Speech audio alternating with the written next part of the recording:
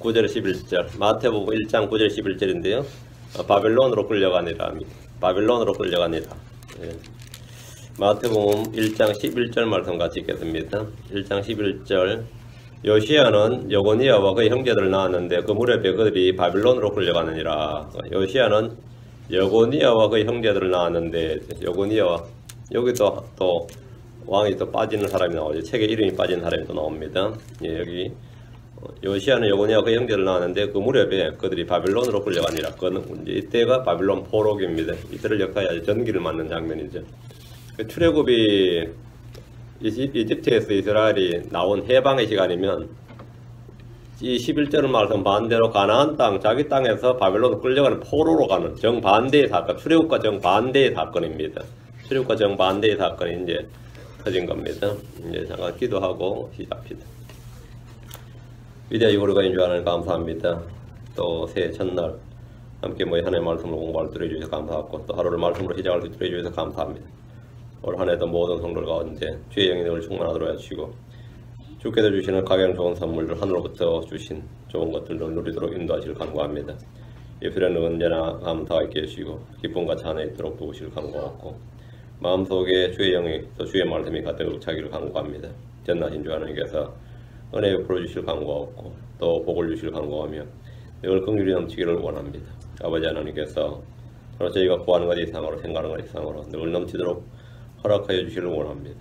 아버지 주님께서 신실하시고 또 약속에 말씀대로 다 이루시는 분이시니 아버지 하나님께서 말씀하신 대로 저희 가운데 다 이루어지기를 간구합니다. 아버지 또 모든 성도들에게 복을 주셔서 보는 눈을 주시고 듣는 귀를 허락하시고 깨닫는 마음을 주셔서 주의 말씀에 늘 민감하도록 해주시길 간구합니다. 또 주의 말씀 흘려듣지 않게 하시고 마음에 잘 간직해 해서 모두가 30배, 60배, 100배 열매를 맺도록 하시며 주께서 영광을 받으시기를 간구합니다. 은혜 베풀어 주십시오. 언제나 이 교회가 주의 말씀에 인도함을 받고 주의 영으로 충만한 또 성령의 인도함을 받는 성령의 열매를 맺는 그런 교회가 되도록 하시고 모든 성도들에게 빛의 교제가 있도록 인도하여 주십시오. 감사드리며 주의 성기도합니다. 아멘. 예, 이스라엘 역사는 출애굽으로 시작해서 바벨론 포로로 끌려가는 것으로 역사의 한 장을 마감합니다. 출애굽이 승리의 역사라면 바벨론 포로는 패배의 역사입니다. 출애굽을 통해서 민족으로 된 국가가 이 땅에 세워졌고 바벨론 포로가 됨으로써 민족으로 이루어진 국가 자체가 이스라엘이라는 국가 자체가 이 땅에서 사라져버렸습니다. 나라 이름이 지도에서 사라져버린 겁니다. 출애굽 때는 나라 이름이 지도에서 생겼고 바벨론 포로기 때 나라 이름이 이스라엘이라는 나라 이름이 지도에서 사라져버렸습니다. 예루살렘에 세워진 성전이 불타 엎어졌습니다. 그동안은 율법을 거역하고 율법에 불순종했다면 이제는 그들이 거역하고 불순종할 것도 없이 지켜야 할 율법 자체가 없어져 버렸습니다. 땅이 없었기 때문에 땅이 이제 바벨론 포로로 갔으니까 땅이 없었기 때문에 바벨론 땅에서 뭐 안식을 지키고 절기 지키고 그런 건 없습니다.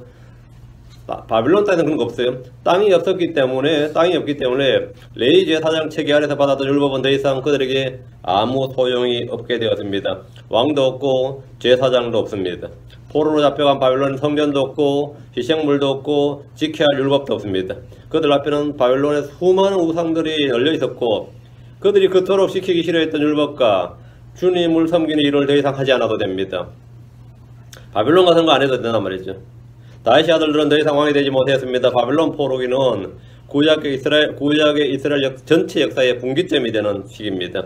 구약의 이스라엘은 다윗 이전과 이후로 나누고 바벨론 포로 이전과 바벨론 포로 이후로 나눌 수 있습니다. 바벨론 포로 때부터 이방인의 때가 시작됩니다. 예루살렘은 이방인들에게 짓밟혔고 그 역사는 지금도 계속되고 있습니다. 현재 이스라엘은 예루살렘을 수도로 삼고 있지만 예루살렘 서쪽 일부를 겨우 얻었을 뿐입니다. 성전이 있던 그곳은 무슬림의 황금 사원이 서 있습니다. 이집트에 종사를 하다가 풀려난 이스라엘이 세월이 흘러서 이번에는 바벨론의 포로가 되어버린 겁니다. 이집트는 세상의 모양입니다. 그들은 그곳에서 6월절 어린 양의 피를 통해 구출받았습니다. 바벨론은 마귀의 처소입니다. 세상에서 나와서 약속의 땅에 살다가 이번에는 마귀의 처소로 간 겁니다. 그들이 이집트에서 구원받은 후에 주께 받은 율법을 버리고 주를 섬기는 대신에 우상을 숭배했습니다. 사도행전 7장 43절에 참으로 너희가 몰록의 장막과 너희의 신 램판에 별고 너희가 경배하려고 만든 형상들을 들고 다녔은즉 내가 너희를 바빌론 너머로 끌고 가리라 함과 같으니라. 주님께서 그들을 바빌론 너머로 끌고 가셨다. 이집트에서 끌고 나오신 분도 주님이시고 그들을 바빌론 너머로 끌고 가신 분도 주님이십니다. 너희가 왜 주님께서 그들을 바빌론 너머로 끌고 가셨느냐 하면 너희가 몰록의 장막과 너희 신 램판의 별, 곧 너희가 경배하려고 만든 형상들을 들고 다녔은즉 그들은 늘 이걸 들고 다녔단 말입니다. 하나님 그들을 바빌론에 넘겨주셨고 그곳으로 끌려가도록 하셨습니다. 주님이 끌고 가셨다고 그랬어요. 바빌론은 그들이 오랫동안 그토록 섬기고 싶었던 주변 민족들의 신들과 우상들의 본고장입니다. 세상의 모든 종교와 우상과 가지한 것들이 바빌론에서 유래를 했습니다. 사람들은 바벨에 모여 도시를 건축하고 탑을 세웠는데 목적은 땅으로 흩어지지 않기 위해서였습니다. 이곳에서 언어가 나뉘어지고 민족이 나뉘어지고 사람들이 온 세상으로 흩어졌습니다. 바빌론의 신할 평지는 예루살렘의 성전에 있던 모든 물건이 옮겨진 바빌론의 신전이 있던 곳입니다. 이곳은 대환란 때 다시 큰 바빌론으로 건축됩니다. 주님은 말씀하시기를 스가랴 5장 11절에 그가 내게 이르되 그것을 위해 신할 땅에 집을 지어 주려 하느니라. 그것이 굳게 세워지고 거기서 자기 터 위에 놓이리라. 신할 땅에 집을 지어 주려 하느니라. 신할 땅에 집을 지어준다. 신할 땅 거기가 바로 큰 바빌론의 본부입니다. 거기입니다. 예를 다니엘서에 보면 금신상에 섰던 곳 있죠. 이 느부갓네살 왕이 세웠던 신상, 그 신할 땅입니다. 신할 평지입니다. 바빌론은 땅의 창녀들의 가정한 것들의 엄입니다. 엄이란 말은 그녀에게서 자식들, 한마디로 자식 나왔다. 그럼 땅에 가정한 것들의 의미란 말은 거기서 땅에 가정한 것들이 다 나왔다 이 말입니다. 바빌론이 땅에 가정한 것들의 엄이다. 계시록 17장 5절에 그녀의 이마에 한 이름이 기록되어 있는데 신비라 큰 바빌론이라 땅의 창녀들과 가정한 것들의 엄이라. 바빌론이 엄이에요. 그러니까 이 세상의 모든 종교나 모든 우상들은 다 바빌론에서 나온 겁니다. 점성술이든 이러하는 요즘 마귀들에 관련된 모든 종교. 이 기독교는 하늘에서 온 거죠. 위로부터 내려온 겁니다. 사람이 만든 게 아니고 하늘로부터 온 거예요. 율법도 주로부터 하늘로부터 온 겁니다. 땅에 있는 모든 것들은 그 땅의 창녀들과 가지한 것들의 어미, 그건 바빌론이단 말이에요. 바빌론은 땅의 창녀들과 가지한 것들의 어미라. 큰 바빌론은 마귀들의 처소고 모든 더러운 영의 요새고 모든 부정하고 가지한 새들의 집입니다. 계시록 18장 2절에 그가 우렁찬 음성으로 힘차게 외쳐 이르되 저 큰 바빌론이 무너졌도다. 그녀가 마귀들의 처소가 되고 모든 더러운 영의 요새가 되며 모든 부정하고 가증한 새들의 집이 되었도다. 바빌론이 이런 곳이란 말이에요. 바빌론에 수천 종의 우상들, 신들이 있었고 형상들이 있었습니다. 이스라엘이 주변 민족들의 우상들을 늘 수입해서 섬겼는데 수입해서 섬길 것이 없이 직접 가서 본고장으로 가서 한번 보라 해. 본고장 와서 70년 동안 그들이 그토록 섬기고 싶어 했던 그 우상 숭배의 본고장으로 주님께서 그들을 끌고 가신 겁니다. 그걸 직접 눈으로 보고 귀로 듣고 몸소 한번 체험해 보라 이거예요. 하나님은 유다를 바빌론으로 보내신 이유는 그들이 그것을 섬겼고 그것들을 사랑했고 그것들을 숭배했던 겁니다. 그러니까 한번 해보라 이거예요. 참 하나님 아닌 거짓 형상과 거짓 신들과 거짓 종교의 실체를 직접 이스라엘 하여금 눈으로 보고 몸으로 느끼고 깨닫도록 해주신 겁니다. 유다는 자신들이 가진 율법이 얼마나 뛰어나고 귀한 것인지 잘 몰랐습니다. 자신들이 주께 받은 율법의 가치를 그들은 알지 못했습니다. 그들은 보이지 않는 하나님을 섬긴다는 것이 그들에게 힘겨워 보였습니다. 반면에 주변 민족들은 항상 형상이 있고 우상이 있고 신전이 있고 그걸 보면서 우리도 저렇게 그래서 그것들을 섬겼어요. 그러면 그렇게 하고 싶으면 직접 바빌론 가서 한번 하라 이거. 바빌론 가서 한번 봐라 이거예요. 그래서 이 출애굽 때부터 금송아지 만들어 섬기던 이스라엘이 그렇게 징계를 자주 하고 심판하고 끌어가고 포로되고 별짓 다 해도 또 우상 숭배하고 또 하나님께 용서해 주시면 또 우상 숭배하고 또 징계받고 또 우상 숭배하고 몇백 년, 몇천 년이 그냥 항상 그랬어요. 마치 한국 사람들은 술주정뱅이들이 술 끊는다 그러고 또 먹죠. 또 끊는다 그러고 또 먹으시고 도박하는 사람들은 나 끊었다 그러고 손가락에 잘라도 또 해요. 그 이스라엘이 꼭 그랬습니다. 구약 이스라엘이. 그런데 이 바벨론 포로기 70년을 딱 경험하고 나서 이스라엘이 비로소 이 우상 숭배란 죄가 딱 끊어져요. 바벨론 포로에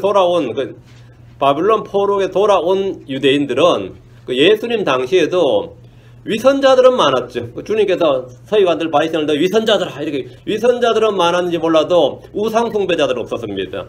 유대 땅에 예수님 이 땅에 오셨을 때 뭐 유대 땅에 뭐 신상이 있었다든가 형상이 있었다든가 뭐 구약 성경에 그렇게 많이 나오는 바알 신상이라든가 뭐 산당들이라든가 그런 거는 없었어요. 그 말은 뭐냐면 바벨론 포로기 돌아와서는 유대 땅에 우상 숭배 문제가 일거에 해결된 겁니다. 왜? 70년간 그들이 직접 바벨론을 가서 본 겁니다. 그들이 우상을 받고 직접 받고 그 바벨론 사람들이 어떻게 섬기는지 봤는데 자기들이 직접 보니까 그 70년을 딱 보고 나니까 우상이란 것이 아무것도 아닌 걸 알게 된 거죠. 제대로 경험 한번 해버린 거죠. 제대로. 그러고 와서는 이게 완전히 끊어졌어요. 이스라엘 역사에서 그렇게 우상 숭배가 깨끗하게 해결된 적이 없습니다. 하나님의 심판도 제대로 심판 한번 받으면 그래 되는 거예요. 그 이스라엘 여러분도 육신에 뭐 제약된 습관이 있는 것도 제대로 안 끊어지면 하나님께서 제대로 한번 심판해버리면 진짜 확실하게 끊어지는 거예요. 끊어져. 그들이 이스라엘 자손들이 말이에요. 자신들이 섬기는 하나님이 이교도들이 섬기는 우상과 그 바빌론에서 나온 바빌론에서 나온 그런 종교들 말 그런 우상과 비교할 수 없는 존재라는 사실을 그동안 알지 못했지만 바빌론 직접 가서 보니까 그걸 다 알게 된 겁니다. 그래서 우상 숭배 문제가 그동안은 끊이지 않았었는데 이 바빌론 포로기 70년 이후로는 완전히 끊어졌습니다. 반복되는 징계와 심판에도 그들은 문제를 해결받지 못했습니다. 결국 하나님은 70년 동안 바빌론으로 가서 듣고 보고 느끼고 알 수 있도록 그리고 직접 체험할 수 있도록 해주신 겁니다. 자, 본문 보겠습니다. 그래서 바빌론으로 끌고 가셨다 이거죠. 본문 보겠습니다. 9절입니다. 1장 9절. 마태복음 1장 9절.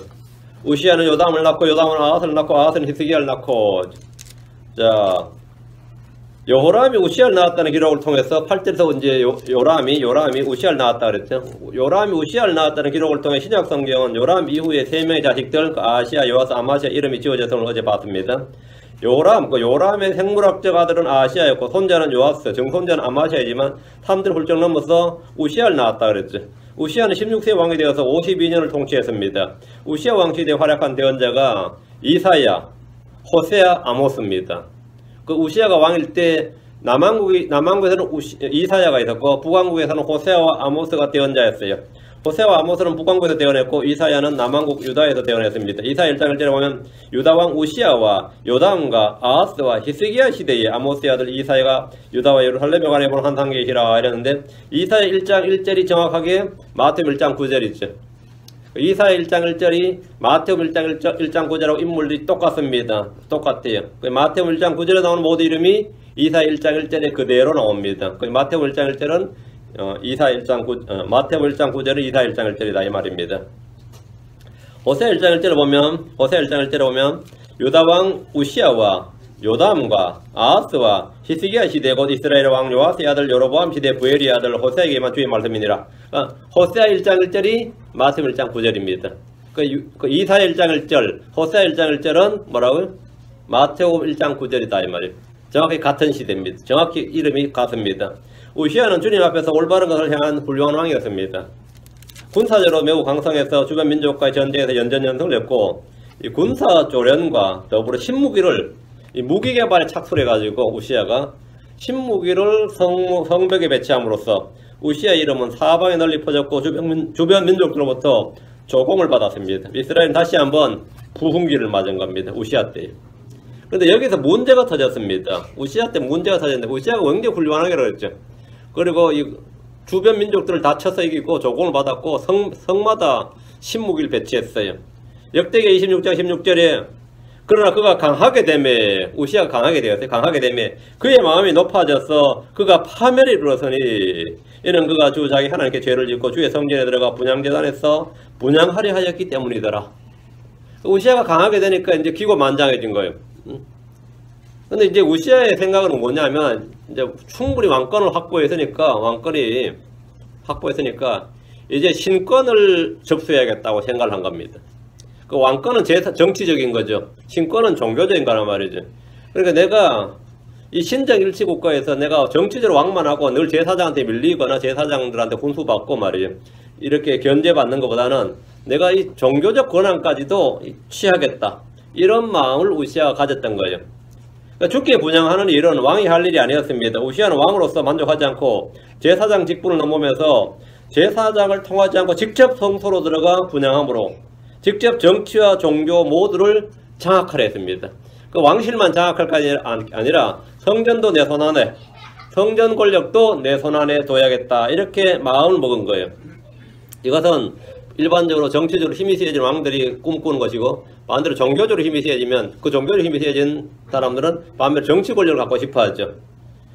보통 그렇습니다. 제사장이 정치적 권력을 갖는 것이나 왕이 종교적 권력을 갖는 것은 비성경적 일입니다. 옛날에 고대시대 제정일치 시대는 이 두 가지 다 해야 진정한 권력을 갖는 걸로 봤어요.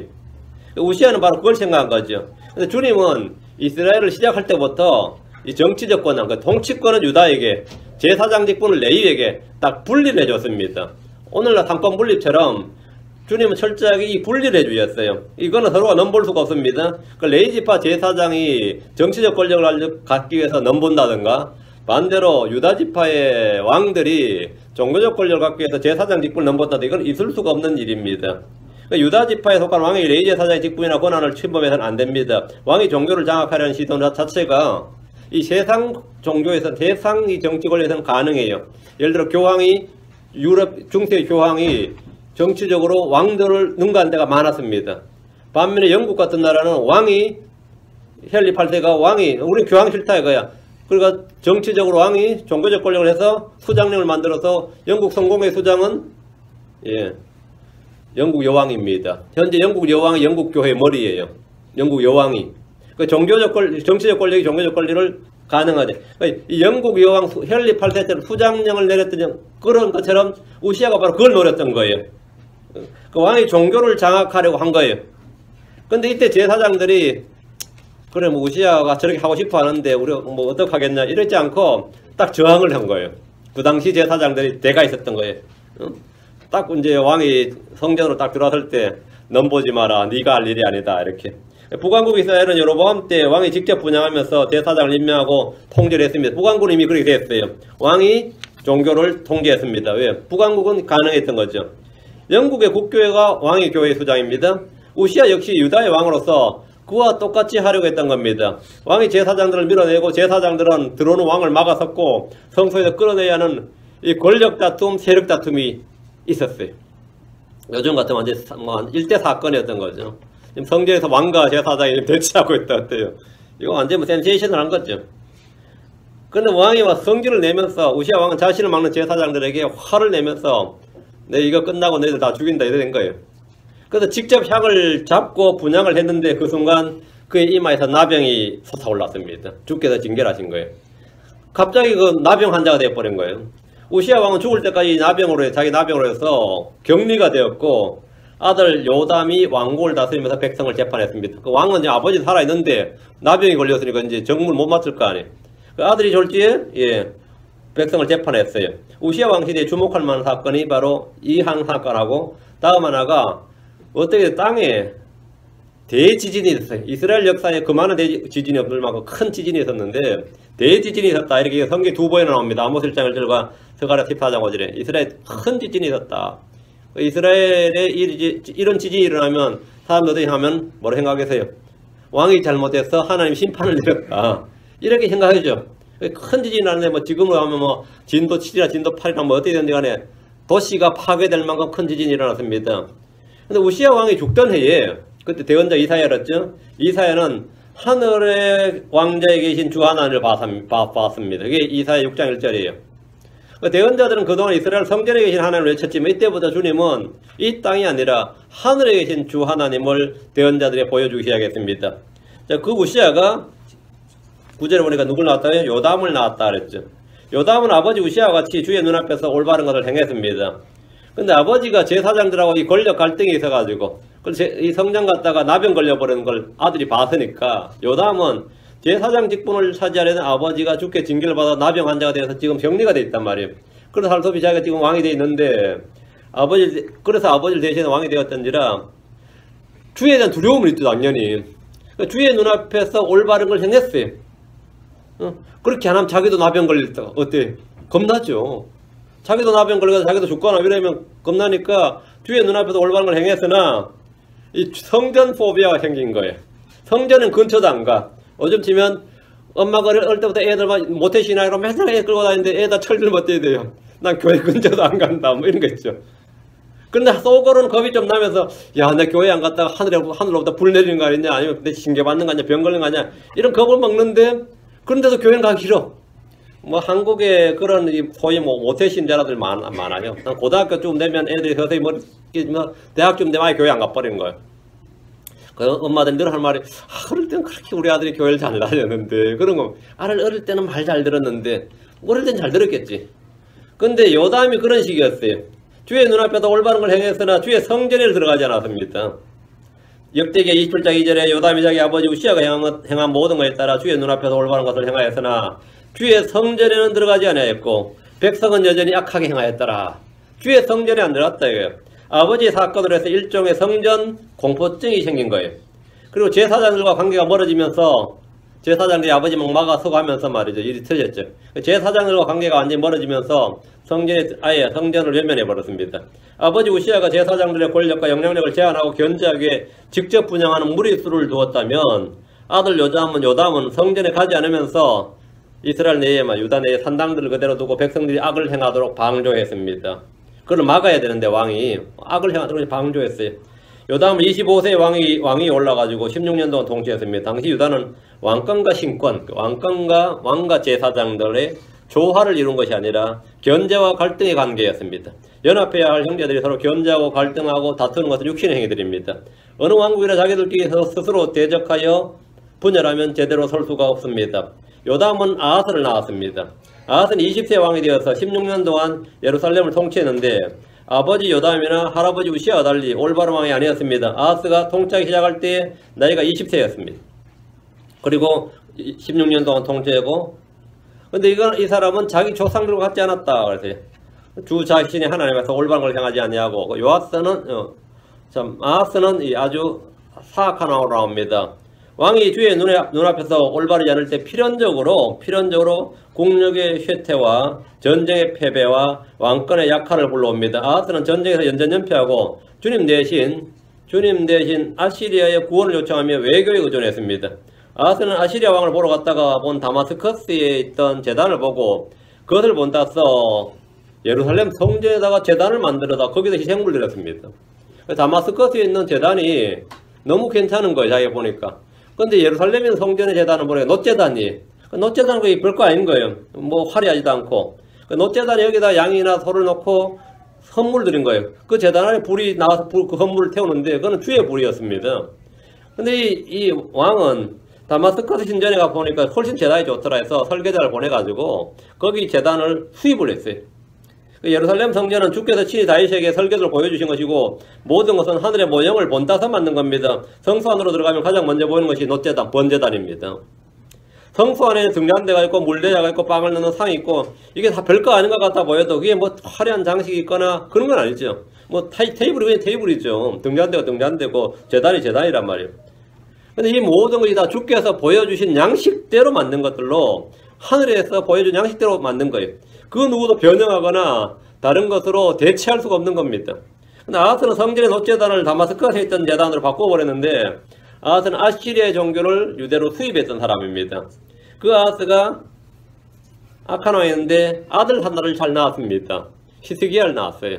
아하스는 히스기야를 낳았는데 9절에 히스기야는 아버지와 달리 주의 눈앞에서 올바른 걸 행했습니다. 히스기야는 유다 역사에서 마지막 부흥을 일으킨 사람입니다. 히스기야가 유다 왕조의 마지막 불꽃이었어요. 히스기야는 선조 왕들이 하지 않았던 산당들을 제거하고 형상들을 깨뜨렸고 작은 숲을 내내고 모세가 만든 놋뱀을 산산조각 내버렸습니다. 백성들이 그때까지 그 뱀을 느후탄이라고 하면서 모세가 만든 그 놋뱀에 어떤 영험한 실력이 있다 생각하고 거기에도 뭐가 있을 줄 알고 거기다 막 경배라고 분양을 했기 때문입니다. 얘는 유대교의 이 히스기야가 한 일들은 유대교의 종교개혁이었어요. 그 마틴 루터하고 비교할 수 없는 그런 유대교의 종교개혁이었습니다. 그리고 일대 부흥의 사건이었습니다.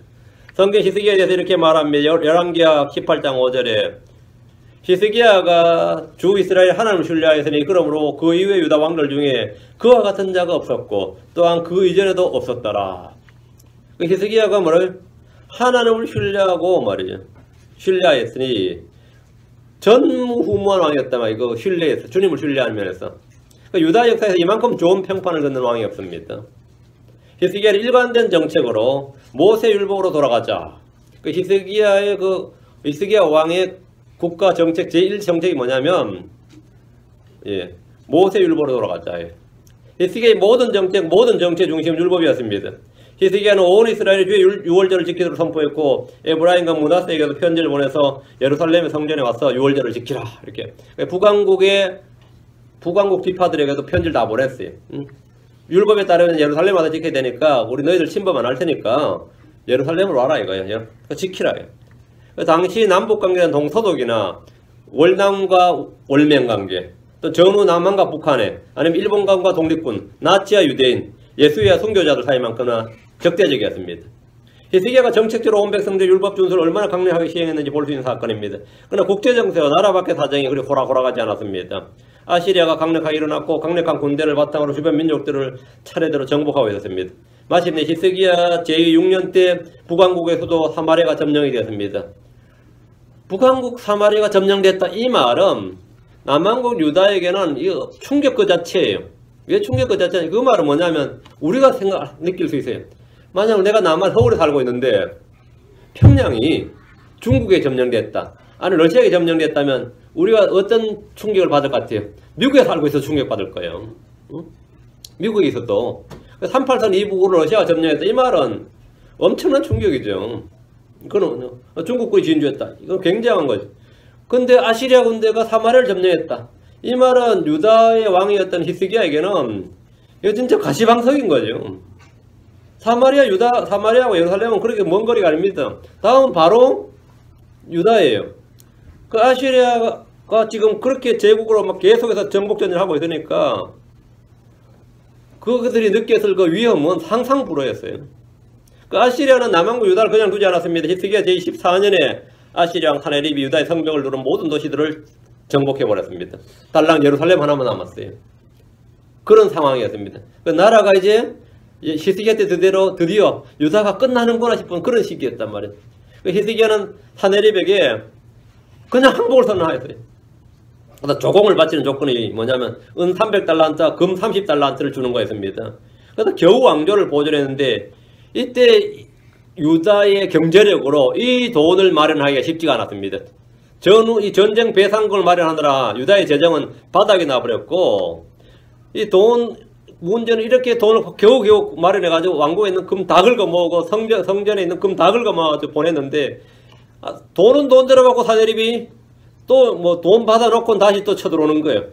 그 돈으로 구걸한 평화는 오래 가지 않습니다. 아시리아는 다시 예루살렘으로 대군을 보냈습니다. 이때 히스기야가 얼마나 절망했는지 자기 옷을 찢고 굵은 벼옷을 입고 성전에 들어가서 이사야를 만나서 하는 말이, 이날은 고난과 책망과 모독의 날이니 아이들이 태어나리 하나 해산할 힘이 없도다 이러면서 완전 절망을 했어요.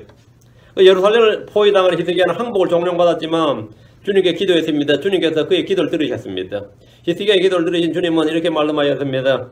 이사야 37장 3절 5절에 그러므로 주가 시리아 왕에 관하여 이같이 말하노라. 그가 이 도시에 이르지 못하고 거기로 화살을 쏘지 못하며 방패를 가지고 이 도시 앞에 오지 못하며 이 도시를 치려고 언덕을 닫지도 못하고 자기가 온 길로 바로 그 길로 돌아가며 이 도시에 이르지 못하리라. 주가 말하노라. 내가 나와 내 종 다윗을 위하여 이 도시를 보호하고 구원하리라 하였더라. 이스라엘 지금 밖에 와 있는데, 군대가 밖에 와 있는데 화살도 쏘지 못하고 성벽에 기어오르지도 못하고 이 도시로 앞에 토성을 닫지도 못한다는 거예요. 그리고 그냥 돌아간다잖아요. 그러니까 주의 말씀이 이래 돌았는데 말씀을 듣고 나도 이게 믿기지 않는 거죠. 이런 거는 말씀을 들어도 이게 믿기지 않는 상황이다며. 주께서 하신 일이 뭐냐면 주의 천사가 그 밤에 18만 5천 명의 아시리아 군대를 죽여버린 겁니다. 사네립은 아시리아에서도 니느웨로 철수를 했지만 자기 아들들에게 죽임을 당했습니다. 사네립의 아시리아와 히스기야 유다의 전쟁은 그 당시에 중동의 국제정세를 완전히 뒤바꿔 놨습니다. 작은 예루살렘이 완전히 대국의 아시리아를 격파했다 이거야. 그것도 전멸시켜버렸다. 어때요? 그 아시리아의 주력 부대를 전멸시켜버렸다. 게임 끝난 거지. 이래 되니까 히스기야의 명성은 완전히 이 사바에 퍼졌고 바빌론까지 퍼졌고, 야, 이제 유다가 완전 신흥강국이 됐구나. 아시리아를 깨부쉈단 말이에요. 히스기야의 승리로 말미암아 강력한 제국으로 솟아나던 아시리아가 몰락하고 말았던 겁니다. 예루살렘 한 도시에 모두 점령당한 유다가 무슨 힘으로 그 당시 최고의 강대국이었던 아시리아를 몰락시킨 겁니까? 하나님과 그분을 신뢰하며 기도한 한 사람 히스기야 때문이었습니다. 주를 신뢰하고 기도하는 한 사람이 역사를 바꿔놓았고 세계 정세와 국제 정세를 바꿔놓았습니다. 이 전쟁으로 말미암아 유다는 아무도 무시할 수 없는 당대의 최강국이 되었습니다. 그러나 유다를 구출한 영웅 히스기야 왕은 깊은 병이 들었습니다. 아시리아의 전쟁에 승리한 그 전쟁 영웅이 히스기야인데 민족의 영웅이죠. 이거는 뭐 조선시대 이순신보다 더 안 거예요. 민족의 영웅 히스기야가 갑자기 병이 들은 거예요. 근데 이사야가 와서 하는 말이, 대언자 이사야가 와서 하는 말이, 너 병 낫는다 하거나 아니면 안술해 주거나 기도해 준 게 아니라 주가 이같이 말하노라. 내 집을 정리하라. 내가 죽고 살지 못하리라. 이랬어요. 죽음을 딱 선포하고 간 거예요. 미리 산 사람한테 부고장 날리고 간 거예요. 대언자 이사야가 와서. 참 이거 섭섭하죠. 응? 와서 기도해주고 안수해주고 막 기름 발라주고 이래야 정살 같은데, 야 기도할 것도 없다. 그냥 집 정리하고 죽고 살지 못한다 하고 가버리니까 의사가 그런 말 하면 어떻게 해요? 응? 이놈 돌팔이 이사하고 하든지 아니면 안 믿으면 되지만 대언자의 말은 믿지 않을 수가 없었습니다. 특히 대언자 이사야의 말이에요. 그 이사야의 말 안 믿을 수가 없었던 거예요. 주의 말씀이 대언자를 통해 선포되면 반드시 그대로 됩니다. 그 전쟁에서 승리해서 영웅이 돼, 국제 영웅이 되면 뭐해? 자기가 죽게 생겼는데. 그러다 히스기야가 다시 기도를 시작했는데 이 눈물의 기도가 열왕기 20장 2절 3절 보면 그때 그가 자기 얼굴을 벽으로 돌리고 주께 기도하여 이르되 오 주여 간청하오니 내가 진실함과 완전한 마음으로 주 앞에서 걸어 싸우며 또 주의 눈앞에서 선한 것을 행하였음을 이제 기억하옵소서 하고 히스기야가 통곡하였더라. 히스기야가 이때 통곡을 했는데 통곡할 만하죠. 여러분 어떨 것 같아요? 이제 좀 살만한데 죽으리라 그러면 어떨 것 같아요? 이제 좀 살만하고 뭐 하는데 죽으리라 하면은 확 나았죠.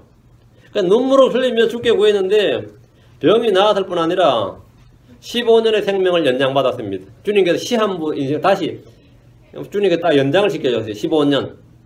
15년이면 할 만한 거 다 할 수 있겠어요? 어떻게 15년 더 산다 그러면은 15년의 생명을 연장을 받았습니다.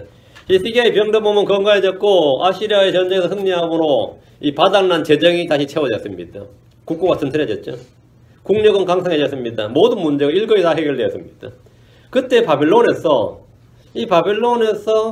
너무 신기한 거예요. 유다가 그 작은 유다가 아시리아를 대파했단 말이죠. 그 히스기야라는 사람은 또 병이 들어 죽었다 그러더니 죽는다 그러더니만 이들 다 첩보전이 있는데 말이야. 이들도 다 그죠. 그들도 다 CIA가 있고 말이죠. 다 이 모사드가 있단 말이죠. 바빌론도. 그 세작들이 전해오는 간첩들이 전해오는 소식에 따르면 히스기야가 분명히 죽는다 그래가지고 이제 히스기야 죽으면 유다도 끝나는 걸 행했는데 히스기야가 또 병이 다시 나와버리고 하늘에서는 해가 10도가 물러나는 기적이 일어나고 바빌론의 점성술이 보통 뛰어난 게 아니에요. 이게 대체 요즘 일어나는 일이 대체 뭐냐 이거예요. 희한하다. 그래서 간첩들을 대동한 사실은 사신들을 보낸 거예요. 한번 가서 바빌론에 히스기야를 선물을 가지고 가가지고 그냥 위로하는 거 하면서 한번 싹 훑어보고 오겠는데 그 바빌론에서 히스기야의 병을 듣고 예물과 편지를 넣은 사신을 보냈습니다. 이 사신들은 사실은 유다의 정체를 살피는 간첩들이었죠. 이때 히스기야 왕은 마음이 높아졌습니다. 마음이 높아졌어요. 바빌론은 거의 멸망 직전에 유다가 어떻게 그 강한 아시리아를 상대로 대승을 거뒀는지 죽어가던 왕이 어떻게 나음을 입었는지 히스기야라는 왕은 어떤 사람인지 이 땅과 바빌론이 전쟁을 붙으면 전쟁을 벌일 만한 가치가 있는지 등을 알아보기 위해서 사신을 보낸 거예요.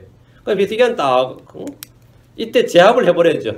바빌론에 사신들이 온다 그러면 너희들이 다시 이 땅을 넘보지 못하도록 이 왕의 위엄도 보여줘야 되지만은 이 예루살렘은 하나님이 계신 곳이다. 이것은 하나님이 보호하시는 것이다. 하나님이 지키시는 곳이다. 여기 이 예루살렘이야말로 정말 신의 방패가 있는 곳이다. 이걸 바빌론에 딱 알려주면 바빌론 사신들이 그걸 가지고 이제 듣고 나선 그 땅은 사람이 지키는 성이 아닙니다. 예루살렘 성은 사람이 지키는 성이 아니라 주 하나님이 지키는 성이다. 이래버리면 바빌론 여기 못 들어와요. 유다로 들어올 생각도 못하고 게임 아예 다른 데 다 정복해도 여기는 제외시킨다. 응? 그렇게 판단. 근데 히스기야는 이때 그 승리를 주신 하나님을 찬양하고 승리를 주신 하나님을 증언하고 그들의 증언하고 하나님이 우리 가운데 계시는 이스라엘 한가운데 계신 하나님, 우리 한가운데 계신 하나님, 그리고 우리를 보호하시고 지키신 하나님이 계시다. 이거를 이번에 아시리아의 승리도 바로 이 하나님의 승리다. 이렇게 증언을 했으면 어떻게 된 거죠? 뭐 사실 바빌론 사신들은 한 번에 꺾이는 거죠. 게임 끝난 거예요. 근데 히드기야 왕이 지금 지하기 힘으로 승리한 것처럼 이 사신들 앞에 자랑을 한 거예요. 그 히스기야가 왕궁 보고의 보물들 보여주면서 우린 재정도 넉넉하고 언제 싸워도 우리는 이제 끄덕없다. 그리고 나는 뭐 불패장수다. 이런 식으로 이야기하니까 마치 넉넉한 재정 때문에 승리한 것처럼 그들의 보물을 낱낱이 다 보여줬습니다. 그 은혜로 알지 못하고 마음이 높아진 결과는 그 후대에 모든 대가를 치르게 됩니다. 그 하나님께서 승리해 놨더니 히스기야가 자기가 승리했다고 지금 사신들한테 하니까 사신들이 보니까 이번에 운이 좋아서 이겼구나 이렇게 생각한 거예요. 우리가 여기 와서 저렇게 보물도 많은데 우리가 와서 차지해야겠구나. 우리가 저걸 전쟁할 만하다 이거야. 유다에 와서 유다의 보물 털면 이거는 전쟁 배상금 나오고도 남는다 이거. 그래서 바빌론이 유다를 치기 시작한 거예요. 히스기야 한 명이 민족을 구한 영웅이 되었다가 다시 민족을 패망으로 이끄는 또 역적이 된 거죠. 참 희한하죠. 이게 양면성이죠. 자, 마태복음 1장 10절. 히스기야는 므낫세를 낳고 므낫세는 아몬을 낳고 아몬은 요시야를 낳고 했는데 히스기야가 낳은 므낫세는 그 히스기야 아버지는 악한 사람이었는데 히스기야랑 걸출한 왕을 낳았고 히스기야는 그나마 어쨌든 위대한 사람으로 알려졌는데 아들은 악한 왕을 낳았어요. 그 유전이라는 게 그렇게 하시죠. 성품이란 건 유전이 안 된다. 이게. 위대한 사람이라도 사악한 놈을 낳을 수 있고 사악한 놈도 위대한 아들을 낳을 수 있어요. 그리고 여러분이 뭐 다 자식 잘 되고 못 되고 전부 다 내 탓이다 할 거 하나도 없어요. 그 전부 히스기야가 낳은 아들이 므낫세인데 므낫세는 유다 왕조의 최고로 사악한 왕으로 꼽힙니다. 그 유다 왕조 최악의 왕이었어요. 12살의 왕이 됐어요. 12살에. 12살의 왕이 돼가지고 55년을 통치했습니다. 우시아보다 더 오래 통치했네. 55년을 통치했는데 성경 그의 행적을 이렇게 말하죠. 열왕기 21장 2절에 므낫세가 주께서 이스라엘 자손 앞에서 쫓아내신 이교도들의 가증한 일들을 본받아 주의 눈앞에서 악한 것을 행하였으니 아버지가 한 것을 반대로 하는 거예요. 아버지는 다 쫓아냈는데 아버지가 쫓아낸 것들 전부 다 도로 끌어들이는 거예요. 아버지 히스기야의 정반대의 정책을 편 겁니다. 므낫세는 자기 아버지가 한 것을 반대로 그 아버지 히스기야가 멸한 산당들을 재건하고 바알을 위한 제단들을 세우고 작은 숲을 만들고 하늘의 모든 군대에게 경배하며 섬겼습니다. 우상숭배를 위한 제단들을 쌓은 것도 문제인데 그 장소를 이 우상숭배 제단을 그냥 산에 놔둔 것도 산에만 쌓아도 미친 짓인데 성전에다 쌓았어요. 므낫세가 뭐 성전뜰 넓은데 여기다 쌓으라 이런 거 여기다가 우상숭배를 위한 제단을 쌓은 거예요. 성전에다가 작은 숲에 새긴 형상을 세웠습니다. 여기서 그치지 않고 이 사람의 아들 딸들 인신공양을 행했습니다. 이 참 미친놈이지 이제. 그러다가 마술과 접신 등 주님께서 가증해 계시는 것만 골라서 행했습니다. 므낫세는 우상숭배를 적극 장려하고 백성들에게 주님이 아닌 다양한 종교를 가질 것을 가르쳤습니다. 므낫세 왕의 정치는 종교적으로 또 이런 데다가 피해 폭정이었습니다. 성격이 사악해가지고 열왕기 21장 16절에 므낫세가 주의 눈앞에서 악한 것을 행하며 유다로 하여금 죄를 짓게 할 때 이용한 자기의 죄 외에도 또 무지한 피를 심히 많이 흘려 이 말은 많이 죽였단 말이에요. 무지한 피를 심히 많이 흘려 예루살렘을 이 끝에서 저 끝까지 피로 가득하게 했더라. 그 므낫세가 왕일 때는 사람이 얼마나 많이 죽었는지 수시로 그냥 잡아다 죽이고 하는데 므낫세의 죄는 여기서 그치지 않았습니다. 므낫세는 백성들을 잘못하게 했고 이교도들보다 더 나쁘도록 만들었습니다. 그는 자신이 죄를 지을 뿐 아니라 백성들에게 악한 죄를 짓도록 만드는 그런 왕이었습니다. 역대기 33장 9절 10절에 이와 같이 므낫세가 유다 예루살렘 거주민들로 하여금 잘못하게 하고 주께서 이스라엘 자손 앞에서 멸하신 이교도들보다 더 나쁘게 행하도록 하였더라. 주께서 므낫세와 그의 백성에게 말씀하셨으나 그들이 귀를 기울이려 하지 아니하니라. 그 주님은 계속 말씀하시는데 귀를 기울이려 하지 않았다 했어요. 그 이사야도 이때 므낫세한테 죽임을 당한 거예요.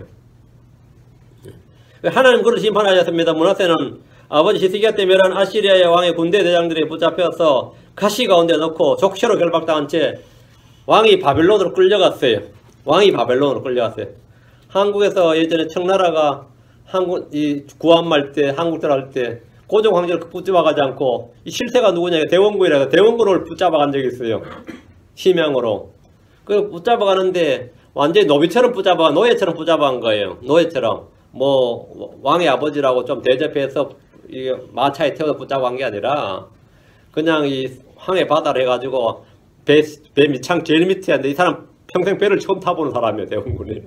그래가지고 가는 내내 토하면서 그렇게 대굴대굴 굴러가면서 도착해서 그게 중국적 도착하니까 이 사람이 죽었나 살았나 싶을 만큼 헤매게 만들었는데 이 문화세를 붙들어갈 때 문화세 가시를 문화세 밖으로 가시를 놔두고 그 가시 속에다가 문화세를 넣고 결박을 하는데 그렇게 붙들어갔습니다. 움직이면 가시 찔리라고.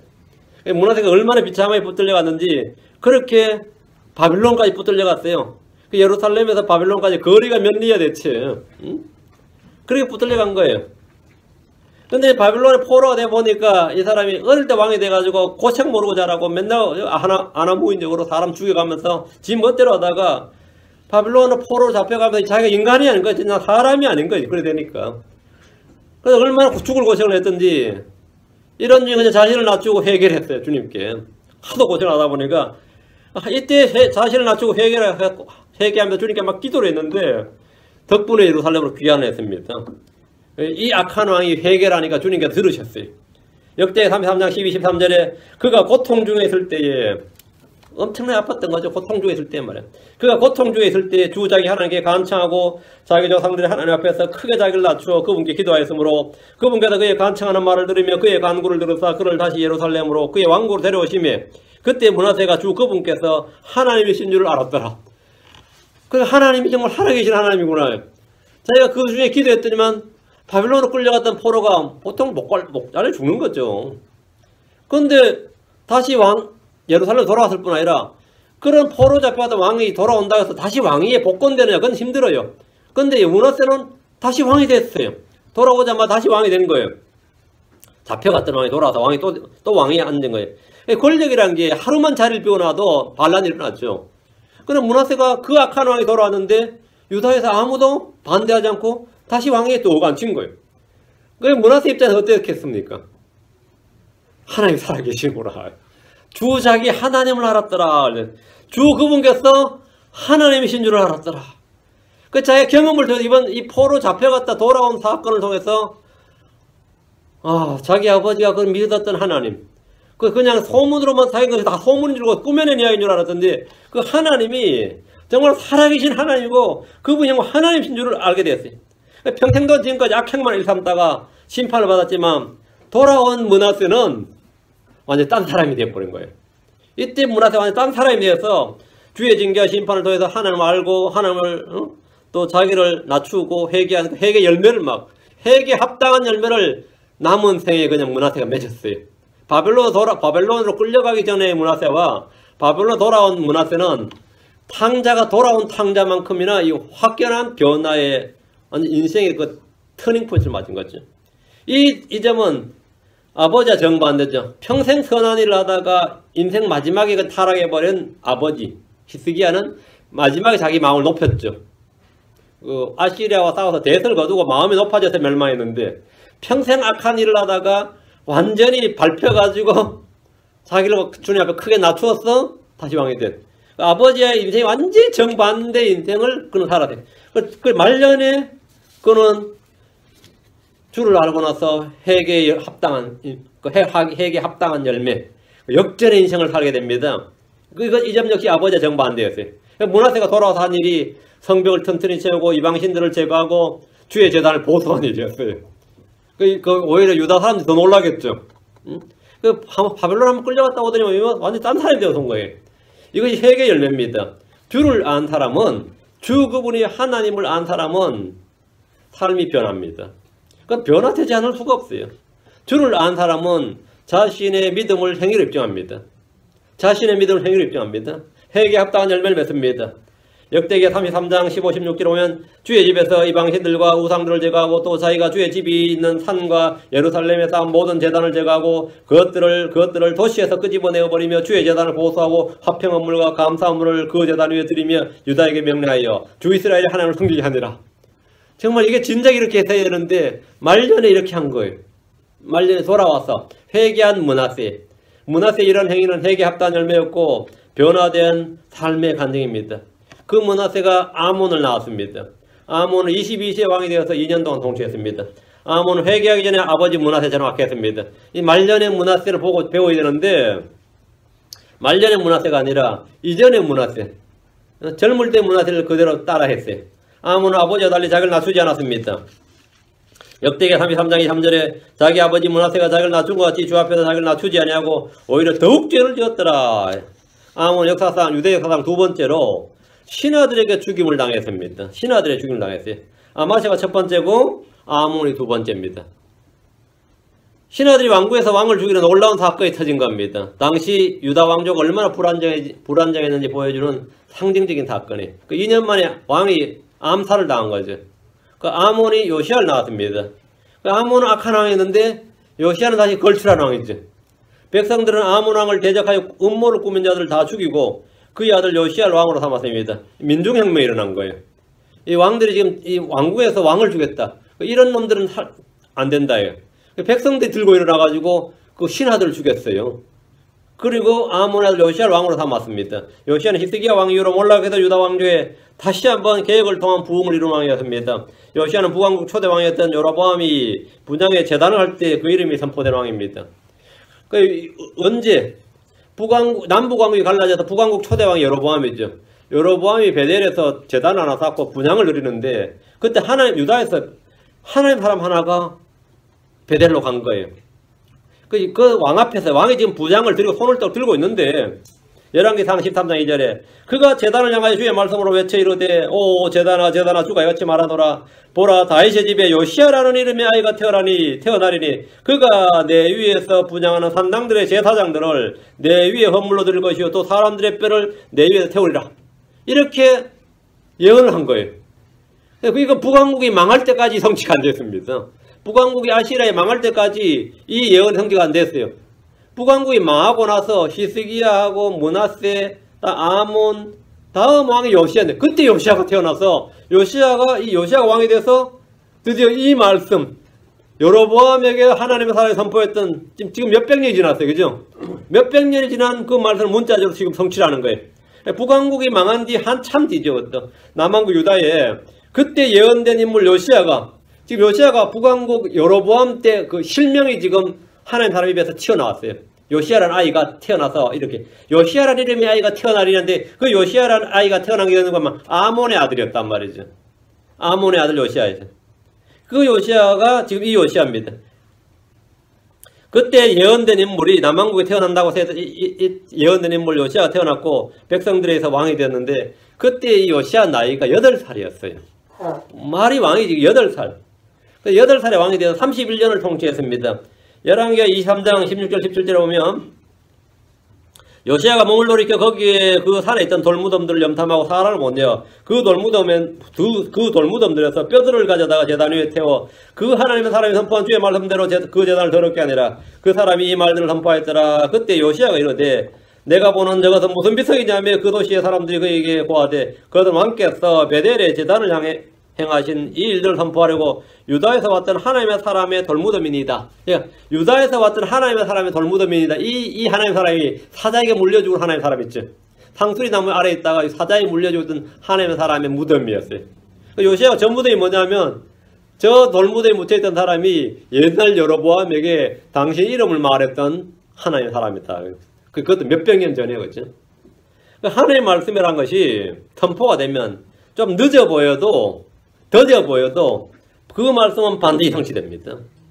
하나님의 말씀은 반드시 성취됩니다. 더뎌 보여도. 그리고 우리 생각에는 그 말씀이 나온 지가 몇 년째인데 그게 언제 이야기인데 해도 몇백 년이 지나든 몇천 년이 지나든 주의 말씀이 이루어져요. 주의 말씀은 반드시 이루어집니다. 요시아는 주의 눈앞에서 올바른 걸 행했고 좌로나 우로나 치우치지 않는 왕으로 기록되어 있습니다. 요시아는 주의 집에서 발견한 율법책을 따라 유다 땅과 예루살렘에서 가지한 것들을 제거했습니다. 접신자, 신객, 마술사, 형상, 우상을 다 제거한 사람이. 그래서 열왕기하 23장 25절에 요시아와 같이 모세의 모든 율법대로 자기의 마음을 다하고 혼을 다하고 힘을 다하여 주께로 돌아선 왕은 그 이전에도 없었고 그 이후에도 그와 같은 자가 일어나지 아니하였더라. 그 이전에도 없었고 그 이후에도 없었다.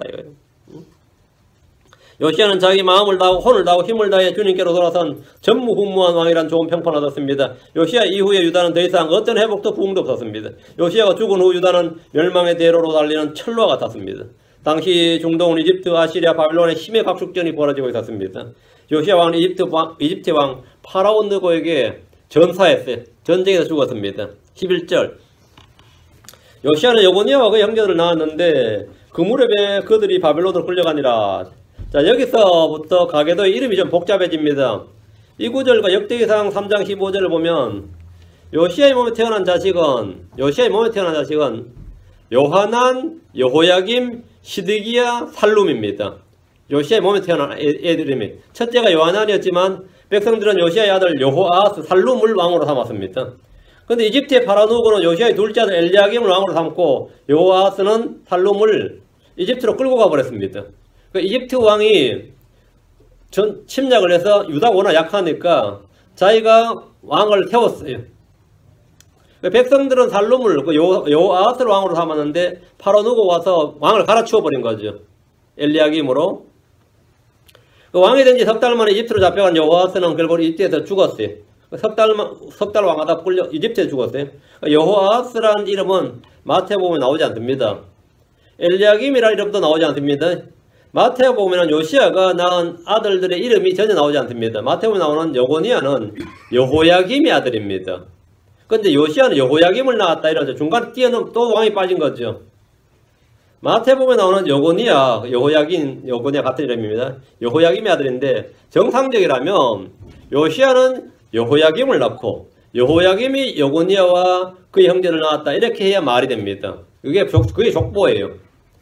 여호야김은 주께서 대언자 예레미야를 통해 말씀하신 두루마리 책을 가져다가 읽게 한 후에는 펜칼을 들고 그것을 듣는 족족 다 찢어버렸습니다. 그리고 그걸 화로에 태웠어요. 그때 9월달이었는데 날씨가 추워서 왕의 화로가 겨울 왕궁이었죠. 겨울 왕궁에 화로를 펴놨는데 그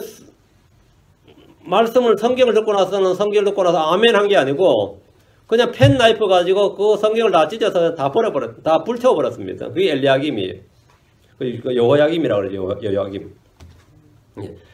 예레미야 36장 21절 24절에 보면 이 왕이 여후디를 보내어 그 두루마리를 가져오게 하며 여후디가 서기관 엘리사마의 방에서 그 두루마리를 가져다가 왕 곁에 서 있던 모든 통치자들의 귀에 그것을 낭독하니라. 이제 왕은 9월에 겨울집에 앉아있고 왕 앞에는 불탄 화로에 불이 있더라. 여후디가 서너 쪽을 낭독했을 때 그가 펜칼로 그것을 찢어 화로 위에 불에 던져 마침내 그 두루마리 전부를 화로 위에 불에서 소멸시켰더라. 그러나 이 모든 말을 들은 왕과 왕의 신하들 중에 아무도 두려워하거나 자기 옷을 찢지 아니하였더라. 자, 하나님의 말씀 성경을 찢어든지 불태우는데 그 말들은 신하들도 뭐 무덤덤하고 아무도 옷을 찢지 아니하였더라 했죠. 아무도 감정의 변화가 없더라고요. 그 당시에 영적으로 얼마나 타락했는지 왕이나 신하들이 성경 불태운다고 해도 찢어서 불태운다고 해도 아무런 것도 아니었어요. 이 왕이 직접 지금 이 짓 하고 있으니까 지금 이 사람이 지금 마태복음에서 이름이 빠지는 겁니다. 여호야김은 아버지 요시야 정반대로 온 마음과 혼을 다해서 주의 말씀을 거부하고 주의 말씀을 모두 화로 위에 불태워버린 왕이었습니다. 그 아버지는 주의 성경에서 발견한 책을 가지고 그 책대로 모든 걸 시행하려고 모세율법으로 이걸로 국가 정치를 삼았는데 이 양반은 반대로 전부 다 하나님의 말씀을 갖고 와라 그래서 다 태우는 왕이었단 말이죠. 주님은 그 이름을 주의 책에서 제해버렸습니다. 이집트의 파라오누고 임명한 여호야김은 바벨론 왕 느부갓네살에게 잡혀서 족쇄로 결박당한 채 바벨론으로 잡혀갔습니다. 살룸은 이집트로 붙들려갔고 반면에 이집트가 세운 여호야김은 바벨론이 침공해서 바벨론으로 끌려갔어요. 지금 완전히 유다는 완전히 왕조가 난리도 아닌 거죠. 느부갓네살은 여호야김 대신에 여호야긴을 왕으로 앉혔습니다. 이제 자기가 왕을 하나 또 앉혀놓고 돌아간 거죠. 여호야긴은 8살에 왕이 올라서 석 달 열흘 만에 바벨론으로 잡혀갔는데 그의 행위가 악하다고 나옵니다. 이때 유다의 성전과 궁궐에 있는 모든 보물들이 바벨론으로 옮겨졌고 왕족들과 예루살렘의 귀족들이 다 바벨론으로 포로로 잡혀갔는데 이때 포로로 잡혀간 사람이 다니엘입니다. 다니엘과 그의 친구들이 이때 잡혀갔어요. 11개 24장 15절에 그가 여호야긴이 여고냐 동명 같은 이름입니다.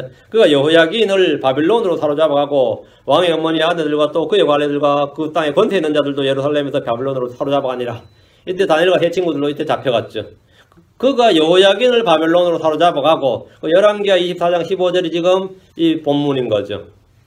지금 여기 11절 이야기란 말이죠. 그 무렵에 바빌론으로 끌려가니라 할 때 그 무렵으로 바빌론으로 끌려가니라 이게 바로 이 11개 24장 15절 시점이란 말이에요. 느부갓네살은 요시야의 아들 시드기야를 왕으로 삼았습니다. 이때는 왕이 지금 유다가 누가 낳고 해서 왕을 삼는 게 아니라 외세가 지금 결정을 해주는 거죠. 이집트가 와서는 이집트 왕으로 자기 왕을 세우고 반대로 바빌론은 또 와서 왕을 세우고 말 안 들으면 또 바꿔 갈아치워버리고 이렇게 지금 돼서 시드기야를 왕으로 삼았는데 시드기야가 본명이 마따니아예요. 마따니아. 시드기야라는 이름은 여호야긴의 아들의 이름과 동명이인입니다. 왕이 된 시드기야는 여고니아의 숙부이며 요시아의 아들인데 시드기야는 그냥 느부갓네살의 말만 잘 들으면 유대 왕조는 멸망하지 않아요. 바빌론은 그냥 공물 받는 정도 그리고 좀 어느 정도 약탈해가는 정도로 만족하는 거지 이들의 왕조 자체를 멸해버려 없애버릴 마음은 없었습니다.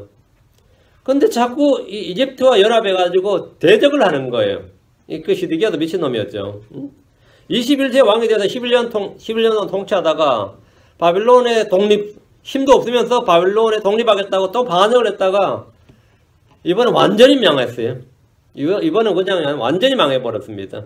이 땅에 남아있던 백성들이 모두 포로 잡혀갔고 대언자 예레미야 선포한 그대로 이스라엘 역사가 여기서 종말을 고합니다. 왕조 자체가 사라져버린 거죠. 여기까지가 다윗이 왕이 된 이후로 다윗 왕조가 끝이 났고 더 이상 다윗의 왕자에 앉을 자가 없더라 이래 됐습니다. 이로써 다윗 왕조 이후에 계속 이어진 유다 왕조는 바빌론의 느부갓네살에서 끝이 났습니다. 바빌론의 느부갓네살은 당시 주변 민족들뿐 아니라 예루살렘까지 완전히 정복을 했고 반역하는 유대 왕조를 끝내고 백성들은 모두 포로로 사로잡아갔습니다. 당대 대언자 예레미야는 유다의 패망을 대언하면서 주님의 징계와 심판을 그대로 수용하도록 촉구하고 제발 항복해라. 그럼 말 잘 들으라 이래. 그러더니만 이거는 완전 매국노 반역자 칙을 예레미야는 반역자 칙을 받았죠. 예루살렘에 대한 바빌론의 침공은 총 3차례 이루어졌습니다. 첫 번째 침공은 이집트 파라오고 임명한 엘리야김을 패하고 그의 아들 여고니아를 왕으로 삼았고 두 번째 침공 때 이때가 BC 606년입니다. 두 번째 침공 때는 여고니아를 포로 사로잡아고 대신 그의 숙부 시드기야를 왕으로 삼았습니다. 이때 다니엘을 비롯한 유대 왕족들과 귀족들 청년들이 대거 포로 잡혀갔습니다. 예루살렘을 점령한 바빌론 군사들 왕과 왕비 왕자 귀족 장정 1만 명과 용사 7,000명 대장장이 1,000명 군인 그리고 백성들까지 거의 모두 잡아 끌고 왔습니다. 바빌론 이때 하나님의 성소의 기구와 기명과 징계한 보물들도 모조리 가져갔으나 왕조의 명맥은 유지시켜 줬습니다. 시드기야를 왕으로 삼은 것은 바빌론이 유다 왕조를 멸망시키지 않고 나라를 보존해 준 겁니다. 그게 BC 597년대. 바빌론에 의해서 왕이 된 시드기야는 자기를 왕으로 삼아준 이 바빌론 왕조에 충성을 하지 않고 역사의 격변기에 다시 한번 유대 민족의 어떤 이 독립과 이걸 위해서 활발한 외교 정책을 나름대로 편답했는데 하여튼 대언자 예레미야가 미리 말해준 것만 반대를 했어요. 그러다 유대민족 이 국제정세 이런 때에 유대민족과 땅과 왕조를 보존할 수 있는 힘과 지혜가 전혀 없는 왕이었습니다. 시드기야는 예루살렘에서 11년간 통치하면서 이집트에 밀착하는 그 친이집트 외교 정책을 폈다가 바빌론에게 또다시 침공의 기회를 제공했고 결국은 땅과 백성과 왕조 자체를 다 빼앗겨버렸습니다. 시드기야는 이집트가 바빌론을 능가하는 강대국이며 다시 전쟁이 나면 원군을 보내줄 것이라고 생각을 했습니다. 그 국제정세를 완전히 오판한 거죠. BC 587년에 시드기야는 바빌론에 반기를 들었지만 이집트는 한 매 군인도 보내주질 않았습니다. 그냥 멸망해. 성 안에서 식량이 바닥이 났고 1년 7개월간 저항을 했지만 무위로 돌아갔습니다. BC 586년에 시드기야가 붙잡혔는데 그 자리에서 두 눈이 뽑혔습니다. 그 자리에서 두 눈이 뽑힌 채 두 눈을 뽑아버리고 바빌론으로 끌고 갔는데 그의 아들들은 다 죽임을 당했습니다. 이때 성전이 불타고 예루살렘 성벽이 다 파괴됐습니다. 그래서 완전히 그 성전이 다 불질러서 다 태워버렸고 성벽도 다 파괴시켜버렸죠. 백성들 중에 포로가 되지 않는 사람은 가난한 사람들 뿐이었는데 이들마저 노예로 팔려가서 포도원 농사에 동원되었습니다. 다윗으로 시작된 유다 왕조가 처절하게 끝을 맺었던 겁니다. 이때 유다의 대언자가 예레미야예요. 주님은 시드기야 11년 5월 포로로 잡혀간 그 순간까지 유다에 자신의 대언자를 두셨고 계속해서 말씀을 선포하셨습니다. 그들이 듣든지 아니 듣든지 그들이 듣든지 아니 듣든지 믿든지 안 믿든지 주님은 그들 가운데 대언자가 있었음을 알게 해주신 겁니다. 그건 지금도 마찬가지입니다. 사람들이 듣든지 안 듣든지 믿든지 안 믿든지입니다. 주님은 주님의 일을 하십니다. 마태복음을 기록한 성도 마태는 시드기야 왕의 멸망 후에 바벨론으로 포로 잡혀갔다고 말하지 않고 여고니아 때에 바벨론으로 포로 잡혀갔다 이렇게 말합니다. 2차 침공인 BC 597년을 기점으로 지금 삼고 있는 겁니다. 왕국의 멸망을 초래한 요시야의 아들들은 한 명의 이름도 기록되지 않고 손자 여고니아를 끝으로 기록합니다. 여고니아 때에 포로가 된 이들 중에서 다니엘의 세 친구가 있었고 에스더에서 나오는 모르드게가 있습니다. 포로들 중에서 가장 유명한 대언자로는 다니엘과 에스겔입니다. 다니엘은 왕국에 잡혀간 포로들 사이에서 대언을 했고 에스겔은 강변에 정착한 유대인들, 민중들 사이에서 있는 포로들 사이에서 대언을 했습니다. 두 대언자가 활약을 했는데 포로에서 대언자들은 이스라엘의 회복과 메시아의 오심에 대해서 구체적으로 선명하게 예언했습니다. 우리가 지금 이 바벨론으로 포로가 있지만 주님께서 우리를 버리신 것이 아니다. 우리를 반드시 다시 예루살렘으로 데려간다. 다시 이스라엘로 데려간다. 그리고 하나님께서 다시 우리를 보호하신다. 이게 이제 대언자들이 그때 선포한 거예요. 그때부터 이제 메시아 왕국에 대해서 선포하고 메시아가 온다. 그리스도가 온다. 오늘 본문에서 보여주는 한 가지 교훈은 뭐냐면 주의 말씀, 주와 주의 말씀을 가까이 한 사람, 주께 돌이킨 사람은 강해지고 형통한다. 그러나 주와 주의 말씀을 버린 사람은 쇠약해지고 망한다. 아버지가 신앙이 좋다고 아들이 신앙이 나빠진 좋은 건 아니에요. 반면에 아버지가 신앙이 나쁘다고 아들이 나쁜 놈 되는 건 아닙니다. 그거는 전혀 상관이 없다. 혈통은 아무나 상관이 없다. 그 희한하게도 성경에 따르면 그래요. 유다의 멸망은 그들이 주를 버렸기 때문입니다. 유다의 멸망은 그들이 주를 버렸기 때문입니다. 그럼 이제 바벨론을 끌려갔어요.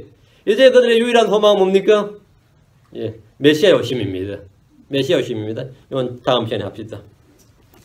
잠깐 쉬었다가 지금 11시 7분이니까 11시 반쯤에 합시다. 11시 반쯤에. 기도합니다. 위대하시고 거룩하신 주 하나님 감사합니다. 하나님께서 계속해서 저에게 말씀을 쏟아부어 주시길 원하고 주의 영을 충만케 하시길 간구합니다. 또 오늘 말씀 듣는 모든 분들에게 주와 주의 말씀에 더 밀착할 수 있는 그 주와 주의 말씀을 더 존중하고 사랑하고 그 말씀을 더 풍성히 저희 마음속에 거하게 할 수 있는 그런 소원을 허락하여 주시고 모두 그런 기도를 주님께 올려드리게 하시고 또 주님께서 그 응답해 주셔서 그 말씀 그 기도에 모두 응답해 주셔서 모든 성도들이 주님으로 말미암아 진지한 영적인 부흥과 강함 그리고 형통함을 얻도록 도와주십시오. 감사드리며 주의 성기도합니다. 아멘.